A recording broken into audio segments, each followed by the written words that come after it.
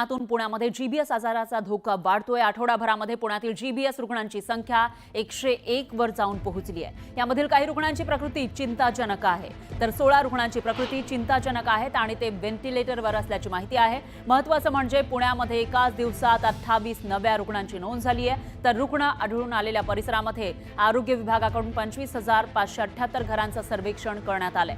Pune मनपाकडून GBS ward सज्ज आहेत, तर कमला नेहरू हॉस्पिटलमध्ये 50 बेड्स रेडी ठेवलेले आहेत।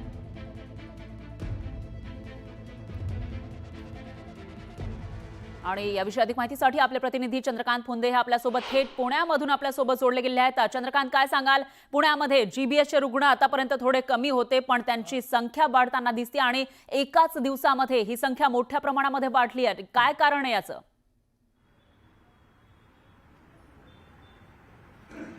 याचं कारण खरं तर दूषित पाण्याचा पुरवठा हे खरं कारण आहे। खरं तर जीबीएस हा दुर्मिळ रोग आहे, पण आज तोच साथीचा रोग बनून गेलाय पुण्यामध्ये। ही खूप चिंतेची बाब आहे आणि अचानक गेल्या ही सुरुवात झाली महिन्याभरापूर्वी। सुरुवातीला लोकांना अतिसार, उलट्या, जुलाब, पोटदुखी याचा त्रास झाला। नंतर त्यातले काही रुग्ण हे जीबीएस वर शिफ्ट झाले आणि त्याचा एकदम आता आउटब्रेक इथं आपल्याला बघायला मिळतं पुण्यामध्ये। आणि त्याची बिलं जी आहेत लाखांनी यायला लागली। याच्या संबंधी बातमी आपण दाखवल्यानंतर पालिका आता कुठेतरी सज्ज झाली आणि त्यांनी कमला नेहरू, आता आपण कमला नेहरू हॉस्पिटलमध्ये पालिकेचे सगळे बेड सगळे सज्ज ठेवलेले आहेत पालिकेने।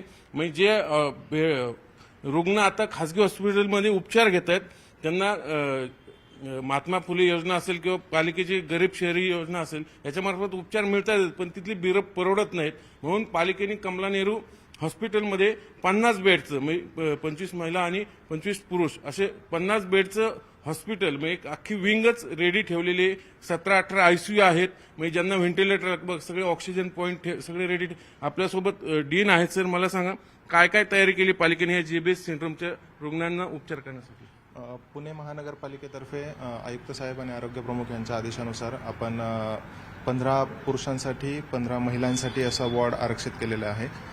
तर त्यामध्ये तसेच 15 बेड हे आयसीयूचेही आपले सुसज्ज स्थितीत ठेवण्यात आले आहेत। आपल्याकडे जेव्हा जीबीएस सिंड्रोमचे पेशंट्स ॲडमिट होतील तर त्यांना आपण उपचार देण्यास तयार आहे। आता कोणी काय अप्रोच झाले?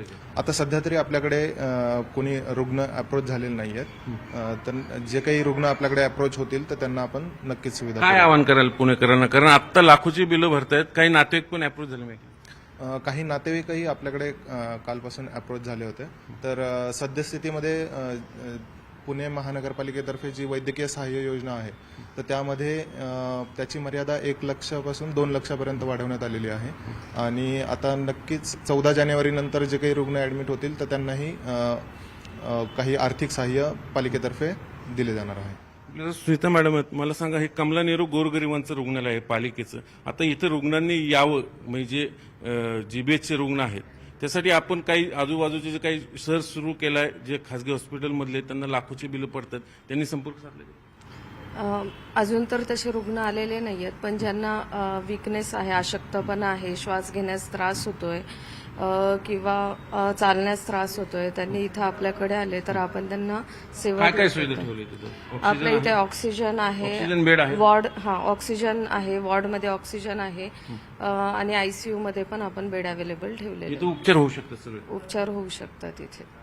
आपण बघितलं आता स्मिता मॅडम, डेप्युटी डीन ह्या कमला नेहरू हॉस्पिटलचे, यांनी सांगितलं की पुणे महापालिकेच्या कमला नेहरू हॉस्पिटलमध्ये जीबीएसच्या रुग्णांना मोफत उपचार मिळू शकतो। जे इंजेक्शन आहे महागडे, जे बाहेर मिळत नाही, तेही पालिका इथं मोफत उपलब्ध करून देणार आहे। ज्या रुग्णांना इथं उपचारांची गरज आहे, बाहेरचं बिल परवडत नाही, त्यांनी तात्काळ इथं संपर्क साधावा या पालिकेच्या कमला नेहरू रुग्णालयाशी आणि आपल्या इथं उपचाराला सुरुवात करू, जेणेकरून तुम्हाला आर्थिक भार सोसावा लागणार नाही। कारण हा जो रोग आहे तो त्यातनं रिकव्हर व्हायला खूप वेळ लागतो आणि काही पेशंट व्हेंटिलेटरवर जातात। म्हणजे आज मी त्याला पुणे शहरात 16 रुग्ण हे व्हेंटिलेटरवरती आहेत आणि 101 रुग्णांचा आकडा गेलेला आहे। त्यामुळे याचा आउटब्रेक आणखीन वाढला तर कदाचित उद्या पुढे जाऊन बेड कमी पडतील। म्हणून ही सगळी चंद्रकांत तयार ठेवलेली आत्ताच्या घडीला। निश्चितच चंद्रकांत, एकूणच असं म्हणता येईल की लोकांनी हा सवाल विचारलेला होता आणि न्यूज 18 लोकमतनं हा सवाल या ठिकाणी मांडलेला होता की आपला जो खर्च आहे किंवा उपचारांचा खर्च कसा करायचा असा प्रश्न विचारत होते. न्यूज 18 लोकमतनं हा मुद्दा मांडला आणि त्याच्यानंतर